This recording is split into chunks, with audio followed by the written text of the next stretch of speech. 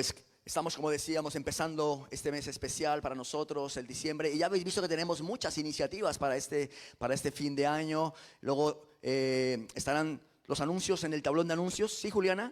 Los tenemos allí, ¿verdad?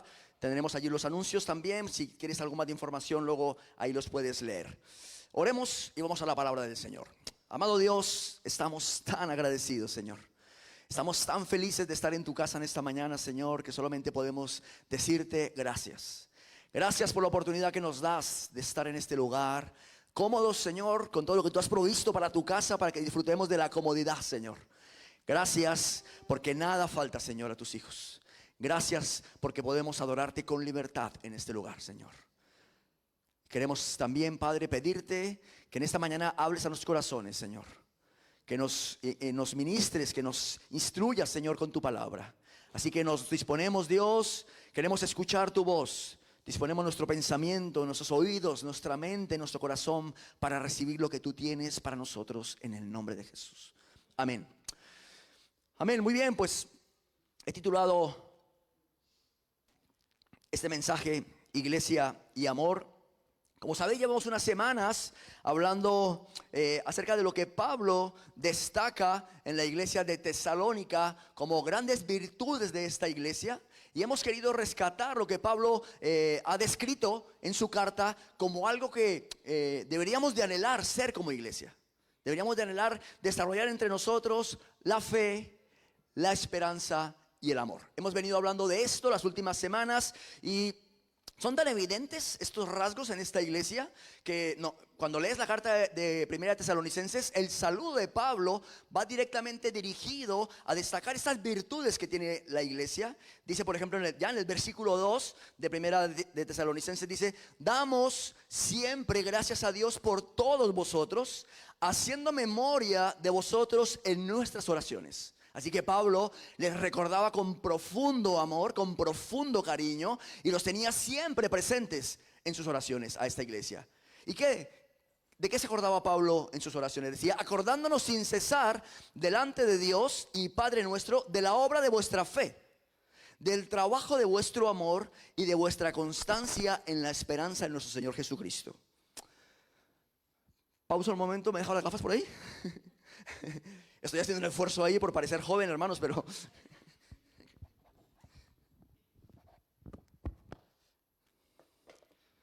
Gracias, qué bueno tener la ayuda idónea cerca. Muy bien. Así que, como decíamos, Pablo directamente en su saludo a la iglesia destaca estas grandes virtudes que nosotros hemos estado estudiando. Y hace unos domingos empezamos hablando de que esta iglesia tenía una fe viva. Una fe que se extendió por todas las provincias cercanas a Tesalónica. De tal manera que Pablo dice que allá donde él llegaba con el ánimo, con la intención de predicar, no tenía nada que hablar. ¿Por qué? Porque la fe de estos hermanos se había extendido hasta allí. Decía además que era una iglesia que habían recibido la palabra del Señor en medio de gran oposición. Por lo tanto, habían desarrollado una fe a prueba de fuego. Esta iglesia además recibió la palabra del Señor, abrazó sus promesas y desarrolló una esperanza viva, puesto que confiaban en las promesas del Señor. Su esperanza era tan evidente que no se aferraban a las cosas terrenales, sino que por el contrario, su esperanza estaba enfocada en el regreso del Señor y en su promesa de vida eterna. Pablo veía esto en la iglesia y lo escribía así en el versículo 10 del capítulo 1, versículo 1 dice: esperaban de los cielos a su Hijo, al cual resucitó de los muertos. ¿A quién? A Jesús, quien nos libra de la ira venidera. Por supuesto, tenían una esperanza que no daba lugar a las dudas, era una esperanza que les llenaba de alegría y gozo. De esto hemos hablado en estas semanas, ¿os acordáis, no? Y hoy vamos a hablar de esa tercera característica que yo oro al Señor, como ora Pablo, por vosotros, por nosotros como iglesia, que sea también un rasgo característico evidente entre nosotros. Hemos hablado de fe, de esperanza. ¿Cuál nos falta? El amor. Así que vamos a hablar en esta mañana del amor. Y es que también fue muy evidente en esta iglesia. Dice en el capítulo 4, versículos 9 y 10 de su carta, Pablo escribe: pero acerca del amor fraternal, no tenéis necesidad de que os escriba, porque vosotros mismos habéis aprendido de Dios que os améis unos a otros, y también lo hacéis así con todos los hermanos que están en toda Macedonia. Pero rogamos, hermanos, que abundéis en ello más y más. Wow.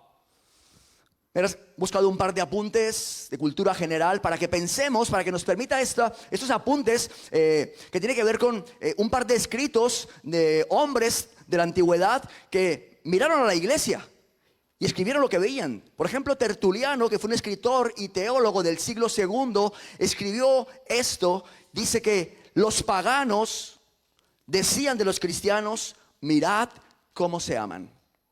Se encontró este escrito de este hombre del siglo II. Pero había otro que no era teólogo, este no era creyente, se llamaba Luciano de Samosata. Este era un escritor satírico, burlón, y él escribió lo siguiente.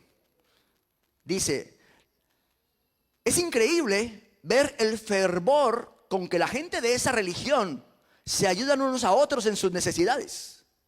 Dice: no tienen nada para sí mismos. Su primer legislador, Jesucristo, les ha hecho creer que todos ellos son hermanos. Lo escribía en forma de burla. Es increíble ver cómo lo que la Biblia establece como bueno, como de bendición, como correcto, para el necio de corazón es motivo de burla. Pero nosotros, hermanos, hemos sido llamados a ser diferentes en esta sociedad. Hemos sido llamados a desarrollar el amor del que nos habla la Biblia, aunque eso suponga la burla del necio. Porque ¿qué dice el necio? Que no hay Dios. Por lo tanto, le lleva ¿a qué? A criticar lo que Dios dice que es bueno. Le lleva a cuestionar aquello que Dios ha dicho que es bueno para nosotros, para su pueblo. Se burla de ello. Pues eso hacía este escritor. Nosotros conocemos, tenemos la Biblia y conocemos montones de textos que nos hablan acerca del amor que debe haber entre el pueblo de Dios, ¿verdad? Vamos a ver algunos de ellos, pero este mensaje no pretende recordarte a ti lo que ya nos dice la Biblia. Porque si tú llevas aquí, ¿qué llevas, Ana, entre nosotros? ¿2 meses? ¿3 meses? ¿1 mes? Un mes entre nosotros. Y tú ya has escuchado que si el Señor espera algo de nosotros, es que nos amemos, que nuestro amor sea sin fingimiento, ¿verdad? Que sea un amor sincero. Y lleva solamente 1 mes aquí entre nosotros. El que lleve 2 años sabe, ha escuchado, lo ha leído, lo ha percibido, que si algo espera Dios de parte nuestra, de su pueblo, es que nos amemos los unos a los otros. Por lo tanto, hoy no es un recordatorio acerca del amor, aunque sí quiero dar lugar a palabras de Jesús, a palabras de Juan y a palabras de Pedro, para que recordemos que esto es lo que el Señor nos ha dado como mandamiento y lo que espera de nosotros. Por ejemplo, en palabras de Jesús, Juan 13, aparece ahí titulado el nuevo mandamiento. Un nuevo mandamiento os doy, dice el maestro, que os améis unos a otros como yo os he amado, que también os améis unos a otros. En esto conocerán todos que sois mis discípulos. ¿En qué? Si tuvierais amor los unos por los otros. Palabras de Jesús. No podemos añadir nada. Está claro el mandamiento. Es un nuevo mandamiento, dijo, que os améis. Muy bien, luego Juan, el apóstol del amor, se le conoce así por su forma de escribir. En este pasaje de primera de Juan 4, versículos 7 y 8, titulado Dios es amor, dice: amados, amémonos unos a otros, porque el amor es de Dios. Todo aquel que ama es nacido de Dios y conoce a Dios. Ahora bien, el que no ama no ha conocido a Dios. ¿Por qué? Porque Dios es amor. Sin explicaciones. Luego el apóstol Pedro también, en primera de Pedro, capítulo 4, en el pasaje titulado buenos administradores de la gracia de Dios. ¿Cómo vamos a ser buenos administradores de algo que recibimos por gracia? Es lo que dice Pedro. Dios nos ha dado muchas cosas por gracia, entre ellas su amor. Y entonces dice: mas el fin de todas las cosas se acerca. Sed pues sobrios y velad en oración. Y ante todo, tened entre vosotros, ¿qué? Ferviente amor. Porque el amor cubrirá multitud de pecados. Por lo tanto, yo creo que tenemos claro lo que la Biblia nos dice acerca del amor entre nosotros, ¿verdad? Lo dijo el maestro, lo dijo Juan, lo dijo Pedro. Y si luego sigue leyendo la palabra, una vez más cada uno de los apóstoles lo ratifica, la importancia del amor. Y nuestro deseo, lo que venimos hablando en este tiempo, es que queremos aprender de la iglesia de Tesalónica, que desarrolló estas tres grandes virtudes. Queremos también ser esa iglesia, y entonces vamos a mirar tres iglesias para ver cómo se movió, cómo se desarrolló el amor en esas iglesias, y para que podamos aprender de ello y quedarnos con lo mejor para nosotros. Y recordemos que cuando hablamos de iglesia, por supuesto hablamos del cuerpo, pero no olvidemos que cada uno de nosotros somos miembros de este cuerpo.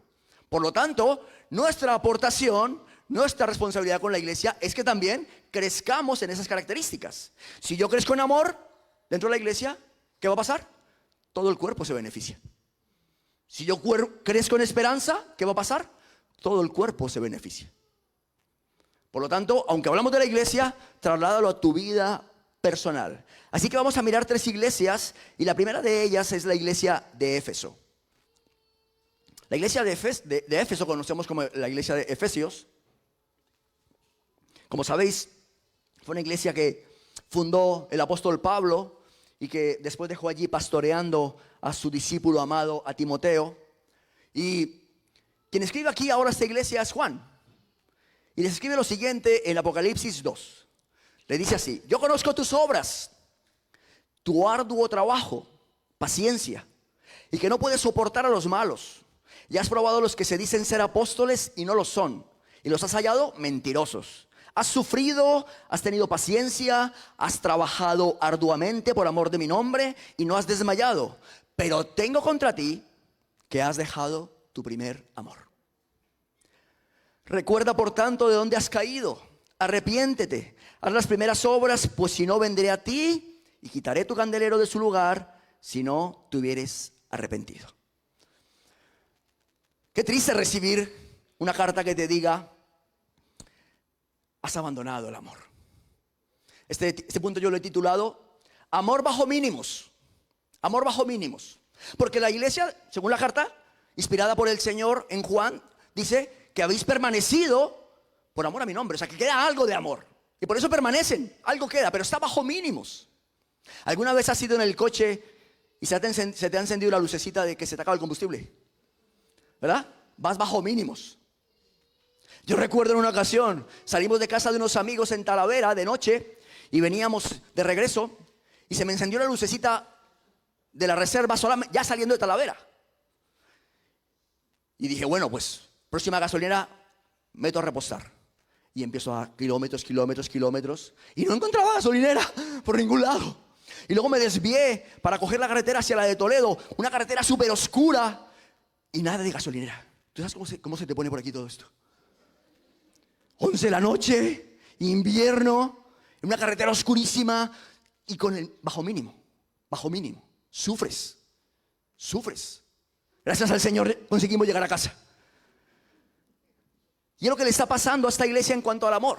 Está funcionando pero bajo mínimos. A la mínima se le acaba el poquito de amor que le queda. Por lo tanto el Señor le está enviando un recordatorio. Le está diciendo: estáis haciendo muchas cosas, seguís funcionando, seguís llevando planes adelante, siguen habiendo buenas obras, seguís trabajando arduamente y os felicito porque además no habéis desmayado, os mantenéis firmes. El Señor lo reconoce. Dice: seguís funcionando. Habéis estado trabajando duro y lo seguís haciendo. Es más, habéis pasado tiempos de prueba porque habéis tenido que soportar a los falsos maestros. Habéis tenido que reprender y descubrir a los mentirosos, a los que han querido introducir falsas doctrinas. Habéis hecho bien, habéis hecho muy bien. Pero parece ser que la rutina del día a día de la iglesia, parece ser que ese desgaste ha llevado ¿a qué? A un enfriamiento del amor inicial. De cómo empezó aquella iglesia, con ese fervor, con esa pasión en el Señor. Y de repente han pasado los años y ahora el amor se ha apagado. Funcionan las cosas con la mínima, con el mínimo amor en reserva que les queda.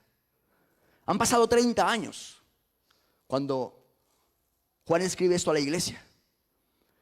Han pasado 30 años desde que el apóstol Pablo escribió esto a esta misma iglesia. Dice, por esta causa también yo, habiendo oído de vuestra fe en el Señor Jesús y de vuestro amor para con todos los santos, no ceso de dar gracias por vosotros, haciendo memoria de vosotros en mis oraciones. Así que en 30 años, la iglesia se fue apagando el amor. Mantuvo su funcionamiento, mantienen sus actividades, pero lo hacen ya de forma rutinaria. Han perdido la pasión, han perdido el entusiasmo, ya no hay amor, ya no hay alegría. Simplemente mantienen las cosas. Pongamos un ejemplo práctico. Supongamos que una mujer le dice a su marido, oye, entiendo que estamos casados legalmente, ¿vale? Y yo sé que legalmente, pues estoy obligado a estar contigo, a compartir, a estar y cumplir con mis responsabilidades de esposa. Pero que sepas que no te amo. Wow. Muy fuerte, ¿verdad? Yo voy a estar aquí en casa, aquí vas a encontrar todos los días, no te preocupes. ¿Cuál es mi parte de la hipoteca? Yo voy a pagar lo que me corresponde, los servicios al 50%, no te preocupes. Pero que sepas que estoy aquí porque me obliga la ley, pero yo no te amo. Pues esto es lo que le ha pasado a esta iglesia. Se han mantenido ahí, funcionando, firmes, pero han abandonado el amor. Han perdido el primer amor, han perdido el entusiasmo, la pasión del primer momento. Cuando tú tienes ese primer amor fluyendo en tu vida, los que estamos casados hemos pasado, por supuesto, la etapa del noviazgo, ¿verdad? Y la etapa del noviazgo es una etapa de que está ese amor ahí a flor de piel. Y yo recuerdo, me gusta contar esas anécdotas, hermanos, para que estéis ahí bien atentos, ¿no? Y yo recuerdo cuando empezamos a salir con la que hoy en día es mi esposa. Ella vivía aproximadamente a 2 horas y media de donde vivía yo. No tenía coche, no tenía moto, imposible ir en bicicleta, aunque bicicleta sí tenía. Y recuerdo, para estar tiempo con ella, yo me desplazaba 2 horas de camino. Ella hacía un recorrido más corto de unos 40 minutos. Quedábamos en un sitio para tomar un café, porque no había dinero. Entonces yo le decía algo así como, oye, tengo 1 euro para gastárnoslos todo.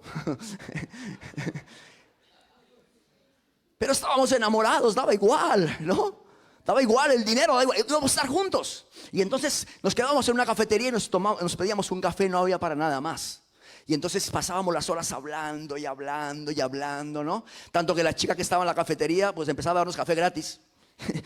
Iba allí y nos servía café. Y yo le decía, oye, pero ¿qué? No tengo. Y me decía, no te preocupes, yo te lo invito, es que lo voy a tirar al final. 10 de la noche, 11 de la noche. Me iba hasta su casa a acompañarle para que no se fuese sola. Teníamos que caminar desde donde dejaba el autobús hasta su casa, un trayecto como de 15 minutos. Pero yo decía, no la puedo dejar ir sola. Y entonces luego me regresaba a casa. Otra vez caminar, otra vez autobús, llegaba al pueblo donde vivía, cogía la bicicleta, me iba hasta... Llegaba a las 12:30, 1 de la mañana a mi casa. ¿Y sabes qué hacía? Llegaba y la llamaba.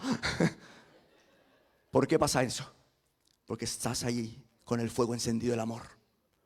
¿De verdad? No debería apagarse nunca ese amor durante el tiempo que lleves de casado. Y es lo que le ha pasado a esta iglesia. Ese amor inicial que movió el inicio de aquella congregación, donde los creyentes estaban apasionados, encendidos en amor por el Señor, consiguió establecer una iglesia, actividades, labores sociales, humanitarias, alabanza, un montón de áreas, y todas seguían funcionando. ¿Qué dice el Señor? Conozco tu trabajo, conozco tu paciencia, no has desmayado. Dice, pero estás así de amor. Tu amor ha menguado. La gran diferencia entre esta iglesia a la que escribe Juan y la iglesia de Tesalónica, que es nuestro modelo, el que estamos estudiando, es que cuando Pablo escribe a Tesalónica dice, conozco las obras de tu fe. En Éfeso había ahora obras sin fe.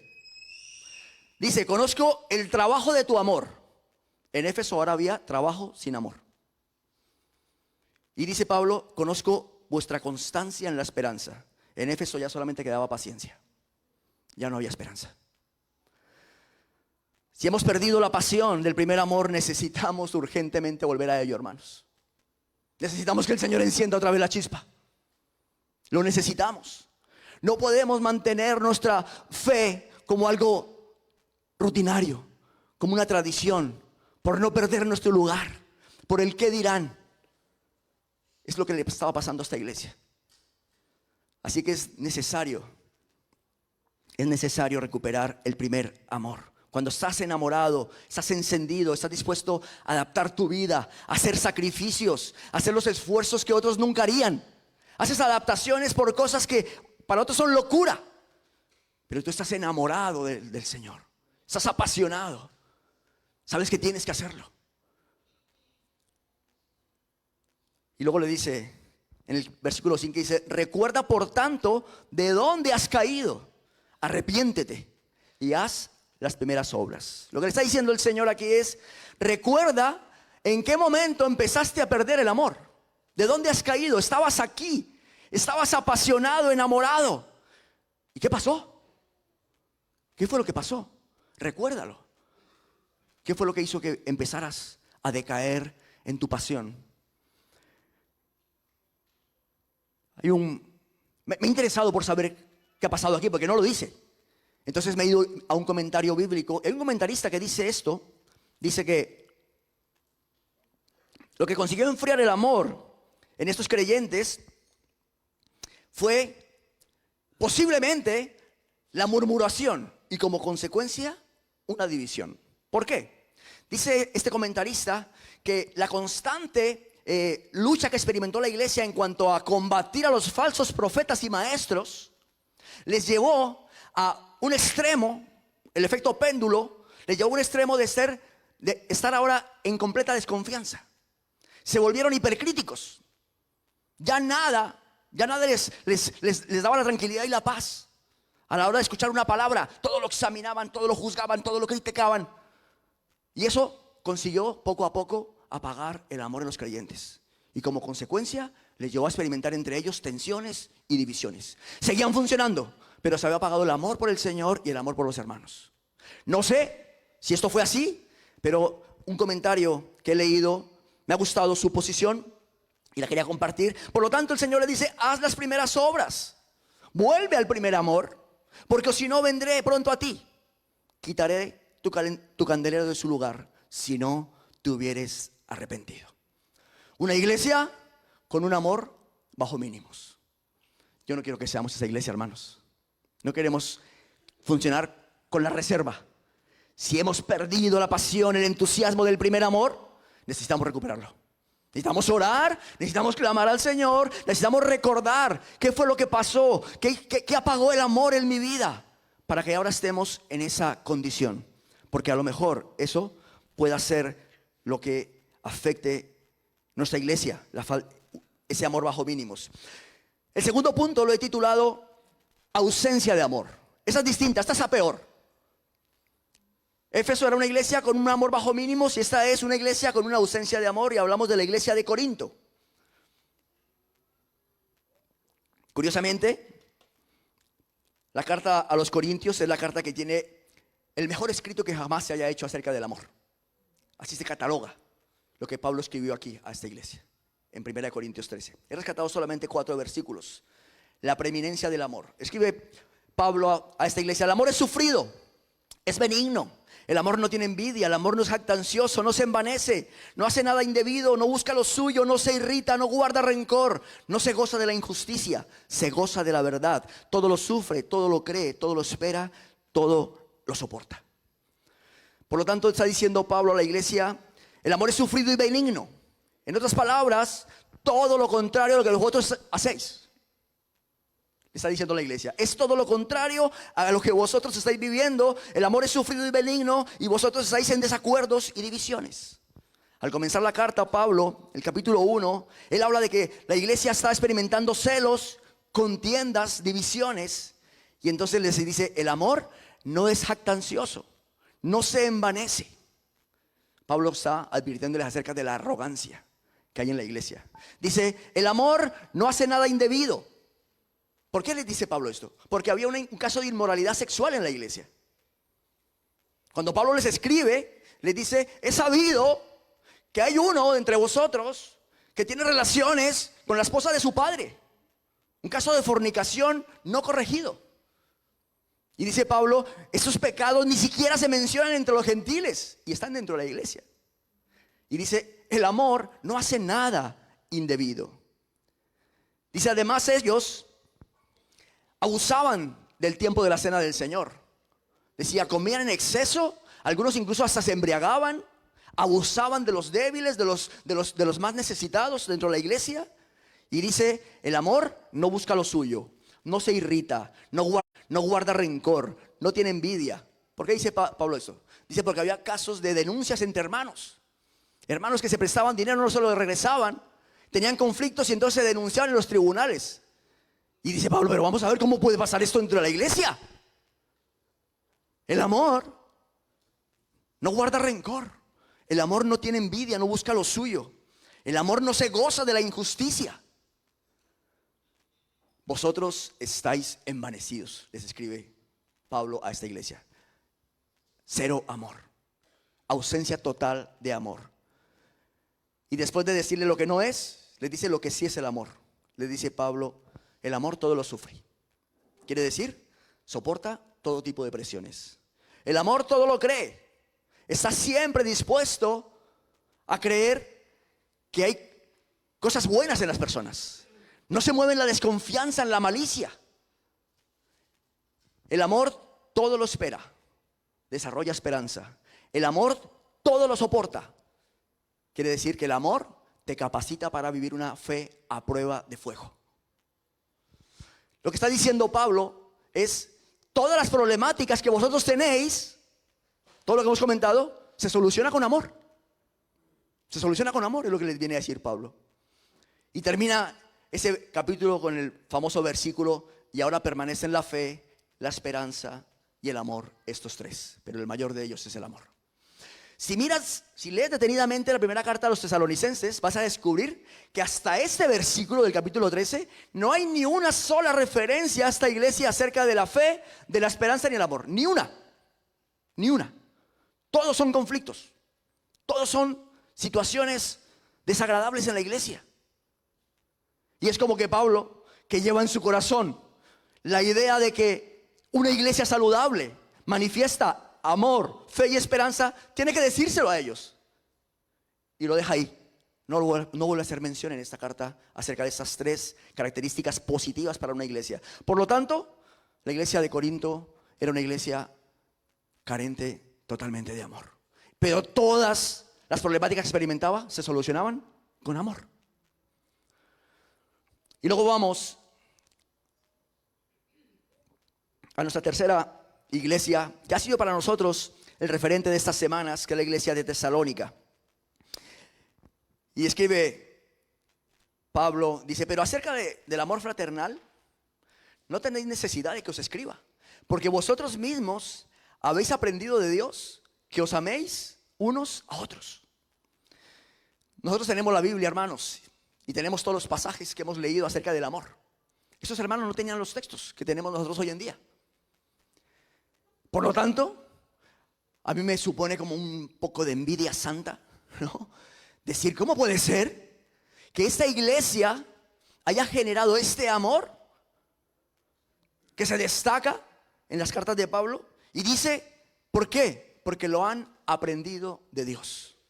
Así que no estamos hablando de una información que se transmite, alguien la recibe y la aplica si quiere o no, si puede o no. Estamos hablando de un mover de Dios en medio de esta congregación, en medio de estos hermanos, que hizo que de forma natural, sin darse cuenta, se diese el fruto del amor. Ahora aquí hablamos ya no solamente de acciones de amor, estamos hablando de que fue posible para estos hermanos experimentar el fruto del Espíritu, ¿no? Hemos escuchado hablar acerca del fruto del Espíritu, ¿verdad? ¿Cómo empieza el fruto del Espíritu? Pues el fruto del Espíritu es amor. Y a partir de ahí, todos los demás. Lo que sucedió en esta iglesia es que se tomaron tan en serio su vida espiritual, se tomaron tan en serio lo que el Señor les estaba hablando acerca de abandonar su vida de idolatría, vivir para agradar a Dios, abandonar todo aquello que desagradaba a Dios. Vivían en una sociedad totalmente perversa. Esta carta acerca del matrimonio, porque vivían en una sociedad que tenía muchos desajustes a nivel sexual y a nivel matrimonial. Pero todos ellos hicieron los cambios que entendieron que el Señor les estaba demandando. ¿Qué trajo esto como consecuencia? que el Señor hizo posible en ellos el fruto del amor. ¿Por qué sostengo esto? Porque dice, vosotros mismos lo habéis aprendido de Dios. Nadie os lo ha enseñado. Es Dios quien lo hizo posible. Así que el amor como fruto, y posiblemente este fruto se manifestó en estos creyentes como una respuesta a una oración que Pablo hizo por esta iglesia. Un gran motivo de oración para los hermanos que son de oración. A los hermanos de los miércoles, recordarme que introduzcamos este motivo de oración la próxima semana. Pablo escribe y dice: el Señor os haga crecer y abundar en amor, unos para con otros y para con todos, como también lo hacemos nosotros para con vosotros. Pablo escribe esto en su primera carta en el capítulo 3. Parece ser que la iglesia recibió esa respuesta de parte de Dios y abundaban en amor. Dios lo hizo posible como un fruto de que ellos decidieron mantener una profunda, íntima comunión con el Espíritu Santo, puesto que es un fruto del Espíritu. Posiblemente estos hermanos, sin darse cuenta, lo que hicieron fue que empezaron a aplicar aquello que Pablo escribe luego a la iglesia en Galacia. En su carta a los Gálatas escribe Pablo: pero los que son de Cristo han crucificado la carne y sus pasiones y sus deseos. Si vivimos por el Espíritu, andemos también por el Espíritu. No nos hagamos vanagloriosos, irritándonos unos a otros, envidiándonos unos a otros. Esos hermanos se tomaron en serio su vida espiritual y decidieron vivir, andar en el Espíritu. Como consecuencia, experimentaron el fruto en sus vidas del Espíritu Santo, en forma de amor. Amor entre ellos, amor para con los de su entorno. Dice que incluso se conocía su amor. En otras provincias se conocía el amor de estos hermanos, de cómo habían recibido a Pablo, a Timoteo y a Silvano. Era conocido por todos el profundo amor que surgía del corazón de esos hermanos. Nadie los había enseñado, pero ellos se tomaron en serio el vivir en el Espíritu. Así que no se trata, el amor que buscamos en la iglesia, este amor del que estamos hablando, no se trata tanto de que nos adaptemos para tener una serie de acciones correctas, una serie de comportamientos que están bien, porque mucha gente no tiene a Cristo y las hace también. Lo hemos visto recientemente con lo de Valencia, la Dana, ¿verdad? Miles de personas haciendo un buen acto, está muy bien, pero seguramente la mayoría no conocen a Cristo. No se trata solamente de acciones buenas, de que nos tomemos en serio, que debemos hacerlo, por supuesto que sí. Las palabras, los consejos que nos da la palabra. Creo que debemos buscar el amor en nuestras vidas como un fruto que hace posible el Espíritu Santo en nuestras vidas. Que lo buscamos, que lo deseamos, que vamos a nuestro lugar de oración, que vamos a la palabra, que intentamos ver, examinamos nuestras vidas, nos autoevaluamos mediante la oración, la reflexión. ¿Para qué? Para que el Espíritu Santo nos haga conscientes de aquello que no es conforme a el modelo que Dios dice: vivamos en el Espíritu. Es necesaria una transformación continua en nuestras vidas, que no nos acomodemos como le pasó a la iglesia de Éfeso, que sin darse cuenta se acomodó en su funcionamiento, seguía haciendo buenas cosas, buenas obras, pero sin darse cuenta el amor se esfumó, desapareció. Abandonaron el primer amor. Es necesario que nosotros, mediante la lectura, el estudio de la palabra, la comunión íntima con el Señor, la aplicación práctica de lo que aprendemos en la Biblia, de esa manera, ¿qué conseguimos? Que el Espíritu Santo llene cada día más y más y más nuestra vida, dejando de lado los caprichos, los deseos de la carne, y viviendo más enfocados en aquello que Dios dice que necesitamos. Si hemos nacido al Espíritu, si hemos sido traídos a la nueva vida en el Espíritu, si hemos sido bautizados en el Espíritu, como dice la Biblia, que hemos sido todos introducidos en la vida del Espíritu. Si tú entregaste a tu vida a Cristo, estás en ese lugar, estás en la vida del Espíritu. Dice: ahora camina conforme a la vida del Espíritu. y caminar cada día como Dios lo establece para nuestra vida, mantener una comunión constante, una búsqueda de esa transformación, esa revelación que Dios nos puede dar a través de su palabra, a través de la oración, a través de la convivencia en la iglesia. ¿Qué va a pasar? Cada día será más y más evidente la presencia del Espíritu Santo en nosotros. Y sin necesidad de hacer ningún esfuerzo, yo tengo que decir, ay, la Biblia dice que tengo que recoger esta bolsa. Ay, la Biblia dice que tengo que hacer esto. No. Algo que enseñamos en nuestras clases de discipulado es que la Biblia no es un manual de tradiciones. No es que te dice, haz esto, estos 50 cosas. No, la Biblia es palabra de Dios viva, poderosa y eficaz, que transforma nuestro ser. Y entonces, cuando vamos a ella, cuando buscamos en oración, cuando nos autoevaluamos y decimos, Señor, yo no quiero solamente tener un manual de instrucciones, yo lo que quiero es que tu Espíritu Santo me lleve a vivir la vida del Espíritu. Y eso fue lo que pasó en esta iglesia. Fue Dios quien les enseñó a amar. No habían tenido ninguna instrucción. Pablo les dice, no tenemos que enseñaros nada. Habéis aprendido de Dios. Yo quiero eso para nuestra iglesia, hermanos. Yo quiero eso para nosotros.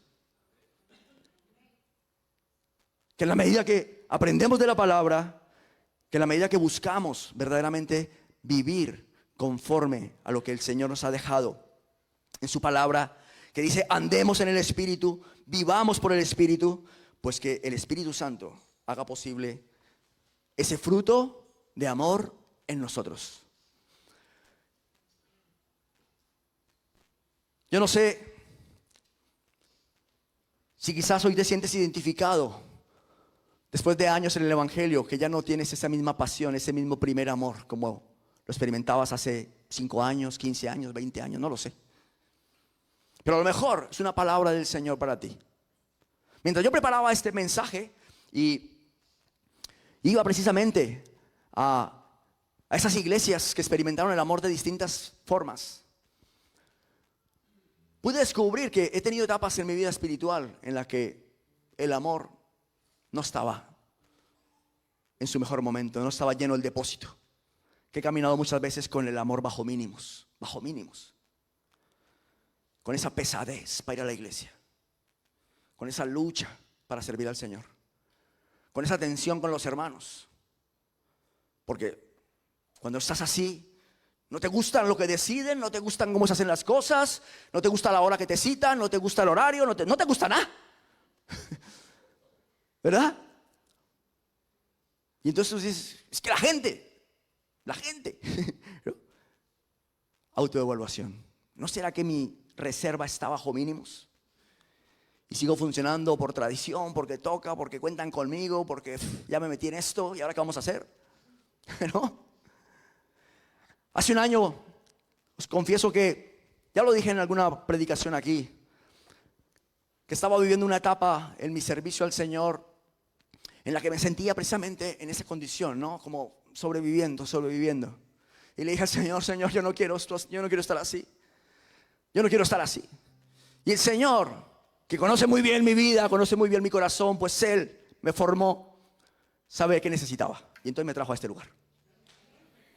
Y de repente ha sido así, ¡boom! ¿No? ¿Verdad, amor? Ha sido un resurgir. Se recuperó una vez más aquella chispa, ese primer amor que se estaba mermando, se estaba menguando. Yo no sé lo que el Señor puede hacer con tu vida. Él sabe lo que necesitas. Él sí que lo sabe que necesitas para que vuelva a encender esa chispa. Y vuelvas a tener esa pasión, ese entusiasmo. Porque el Señor no se va a conformar con que tú le des un poquito de amor, hermanos. Ya lo hemos hablado. El Señor quiere todo tu corazón. El Señor quiere toda tu vida. El Señor no quiere que tú le des un poquito de amor. Se lo dijo a la iglesia.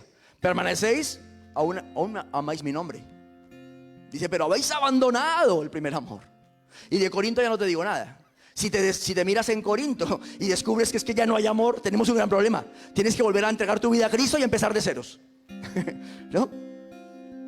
Pero ¿por qué no? Oramos y le decimos al Señor, Señor, queremos ser ejemplo como lo era esta iglesia de Tesalonicenses. Pone así el pasaje: ejemplo de los de Tesalonicenses, ejemplo de los de Fuenlabrada. ¿no? Ejemplo de los de Fuenlabrada. Y que cuando vengan personas de otras congregaciones, cuando entren personas a este lugar, digan, wow, allí se respiraba fe, amor y esperanza. Yo no sé cómo, pero se podía percibir. Esperanza viva, fe viva y un amor que es fruto del Espíritu Santo moviéndose en la vida de cada uno de nosotros. Amén. ¿Por qué no nos ponemos en pie? Oramos y le decimos al Señor: Señor, quiero recuperar el primer amor. Quiero volver a tener esa pasión en mi corazón que tenía cuando te conocí y estaba dispuesto a ir a donde tocase.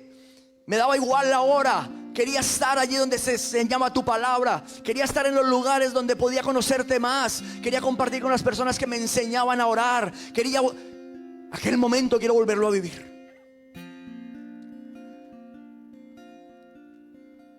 Señor, noto que en mi corazón solo hay tensiones, solo hay preocupación.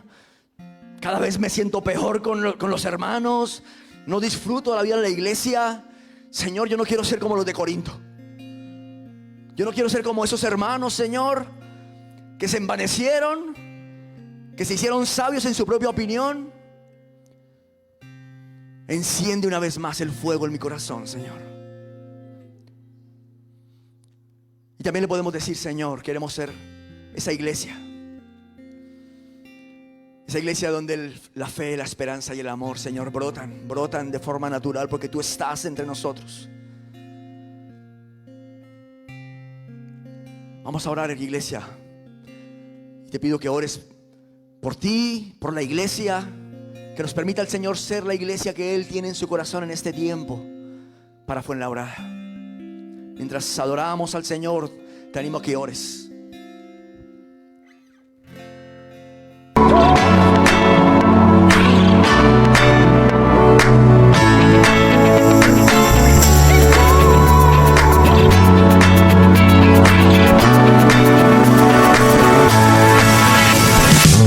I used to live like I was under attack, dodging arrows from my past. I had no hope for tomorrow.